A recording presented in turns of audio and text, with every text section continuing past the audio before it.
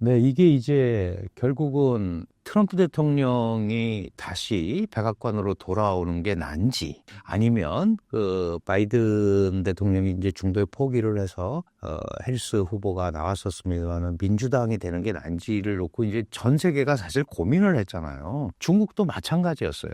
민주당이 계속 오면 민주당 패턴대로 가면 되는 건데 민주당 때도 아팠어요, 사실은. 왜냐하면 바이든 정부의 대중 압박 정책은 훨씬 규범적이었거든요. 규범에 기반한 질서라는 표현을 하잖아요. 그러니까 나 혼자 트럼프식으로 1대1로 상대를 상대하는 게 아니고 동맹과 함께 그룹을 형성해서 여기서 규범을 만들고 이 규범을 지키지 않는 데를 같이 공격하는 이 형태니까 사실 중국으로서는 굉장히 아팠죠.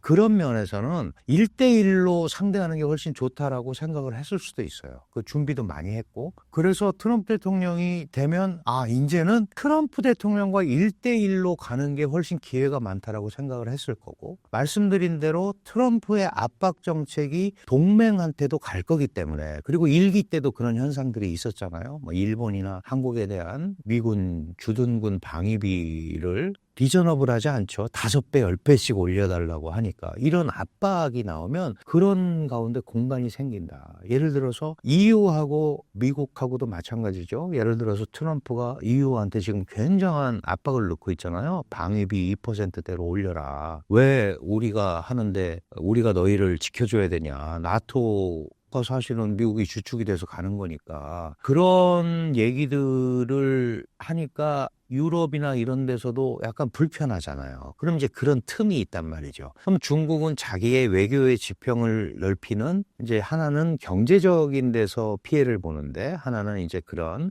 소위 국제관계에서 수세에 몰리는 데에 공간이 있을 수 있다라고 생각을 하는 겁니다. 그런 게 이제 사실은 최근에 중국이 우리가 급작스런 전국의 변화 때문에 좀 이상해졌지만 한국에 대해서 작년부터 유화적 제스처를 보낸다거나 일본에 대해서 유화적 제스처를 보낸다거나 이런 것들은 미국으로부터 조금 띄워놓으려고 하는 그런 이제 노력들의 일환이거든요. 그러니까 이 그림은 그대로 지금 있는 거예요. 그러면 이제 트럼프 대통령은 중국을 압박을 할 거고 또 다른 나라도 압박을 하겠지만 특히 자기가 지금까지 해놓은 말이 있기 때문에 대중 강경 정책을 밀고 갈 수밖에 없고 소위 내각도 그렇게 다 포진을 시켜놨고 그러니까 이거는 이제 강하게 갈 수밖에 없어요. 그러면 이제 중국도 표면적으로는 강대강으로 부닥칠 수밖에 없다. 근데 이제 미국의 선거 제도가 잘 아시지만 그 대통령이 4년이고 중간에 중간 선거라는 이제 선거가 있잖아요. 하원 주지사. 그러면 이제 2년이에요. 그게 결국은 이제 2년간은 굉장한 트럼프의 압박이 계속될 거고 중국도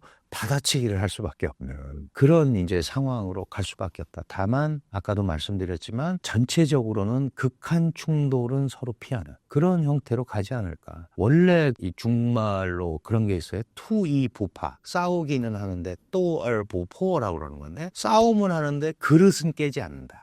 그런 거는 둘 다 유리하지 않거든요. 그러니까 제가 강조드리고 싶은 거는 미국이 중국을 압박을 해서 망하게 하려는 건 아니다. 내 말을 듣는 중국. 나에게 협조하는 중국을 만들고 싶은 거죠. 그런데 중국도 지금 시진핑 체제라는 게 그러기가 굉장히 어렵잖아요. 그러니까 일정 부분 대치 국면, 강대강 대치 이런 것들이 갈 수밖에 없는 구조다 이렇게 보면 될 거고 그래서 적어도 2년간은 그런 현상들이 계속 나타날 겁니다.